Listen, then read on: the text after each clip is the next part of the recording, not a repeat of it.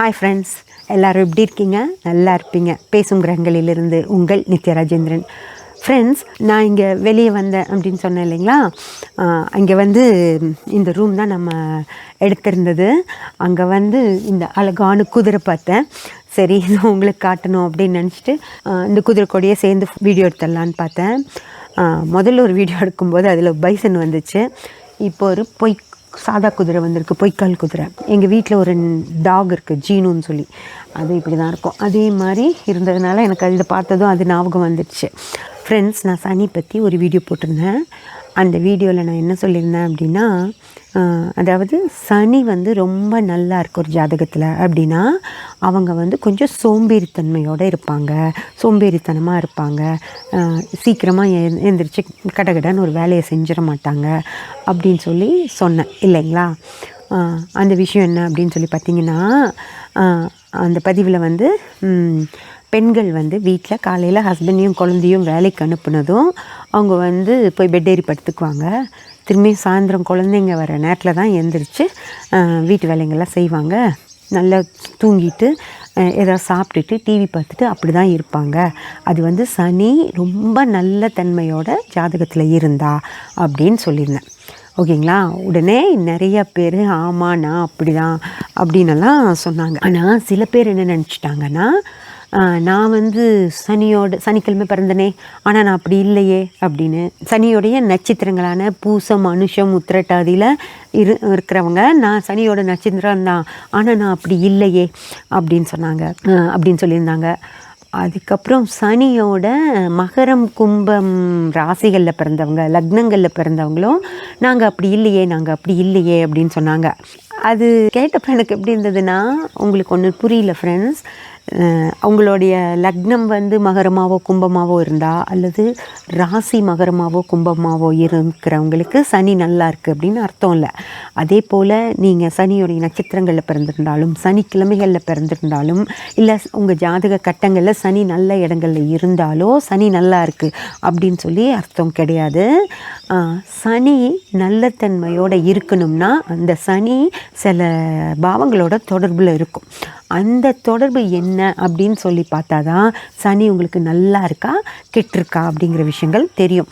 சனி நல்லா இருக்குது அப்படி ஒரு ஜாதகத்தில் அப்படின்னு சொன்னால், அது 1, 5, 9ஆம் பாவங்கள் சனி வச்சுருந்தது அப்படின்னா தான் அந்த பாவங்களோட தொடர்பு சனி வச்சுருந்தது அப்படின்னா, அதாவது சனிங்கிற கிரகத்துக்கு லக்ன பாவ தொடர்பு, 5ஆம் பாவ தொடர்பு, 9ஆம் பாவ தொடர்பு இருந்தது அப்படின்னா அது சனி நல்லா இருக்குது அப்படின்னு அர்த்தம். அப்படி சனி நல்லா இருக்கிற ஜாதகர்கள் சோம்பேறித்தனமாக தான் இருப்பாங்க ஃப்ரெண்ட்ஸ். ஒரு மந்த நிலையில் தான் இருப்பாங்க. அவங்க கடகடன்னு எந்திரிச்சு காலையில் நேரத்தில் எந்திரிக்கிறதோ, ஒரு இடத்துக்கு போகலான்னு சொன்னால் உடனடியாக கிளம்பி வந்துடுறதோ, இல்லை ஒரு வீட்டு வேலைகள் செய்கிறப்போ ஸ்பீடாக செஞ்சு முடிச்சிடலாம், ஒரு 4 மணி நேரத்தில் வீட்டு வேலையெல்லாம் முடிச்சுட்டு ஃப்ரீயாக இருக்கலாம் அப்படின்னு நினைக்க மாட்டாங்க. அதே மாதிரி ஒரு ஆஃபீஸ்க்கே போகிறாங்க அப்படின்னா அங்கே போய் ஒரு முக்கியமான வேலை நடந்துட்டு இருக்கும்போது நடுவில் ஃபோன் நோண்டிகிட்டு இருப்பாங்க.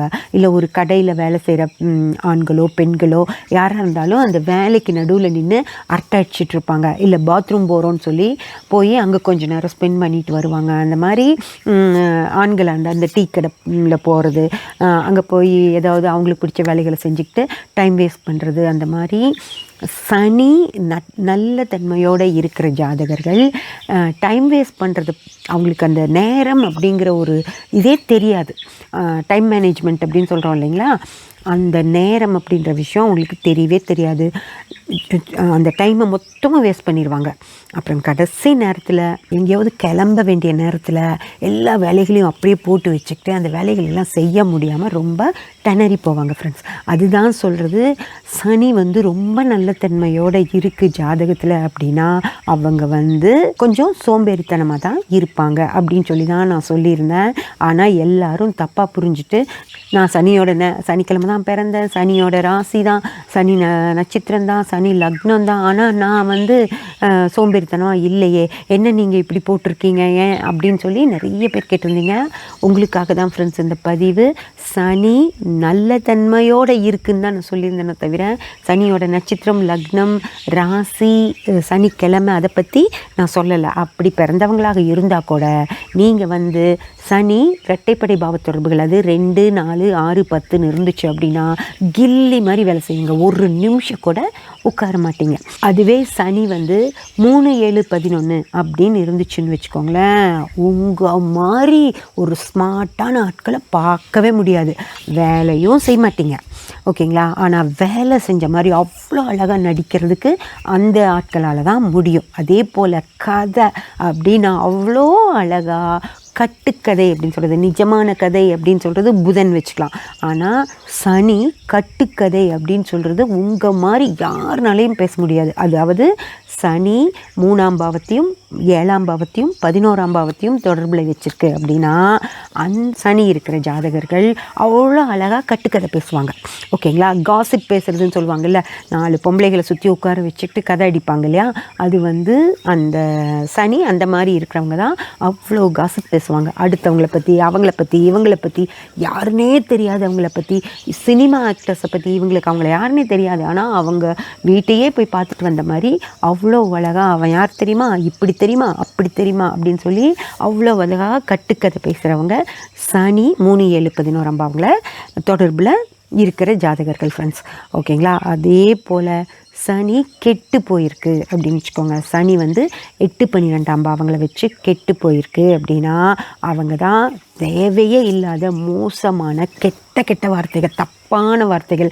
ஒருத்தரை பற்றி அசிங்கமாக பேசுகிறது, தப்பாக பேசுகிறது, அதாவது ஒரு அருவருக்கிற மாதிரி பேசுகிறது, அந்த மாதிரி ஆட்களாக இருப்பாங்க. அவங்க எண்ணங்களும் அதே மாதிரி தான் இருக்கும், அருவருக்கு தகுந்த மாதிரி.